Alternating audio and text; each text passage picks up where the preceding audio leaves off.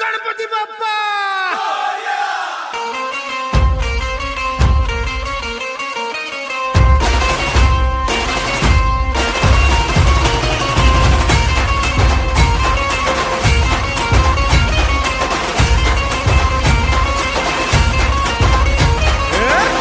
नमन करुणी वंदन इडा मांडून इडा देवाला इडा गावाला इडा पाटलाला इडा मंडळीला आम्ही सांगतो नमन तुम्ही ऐका हो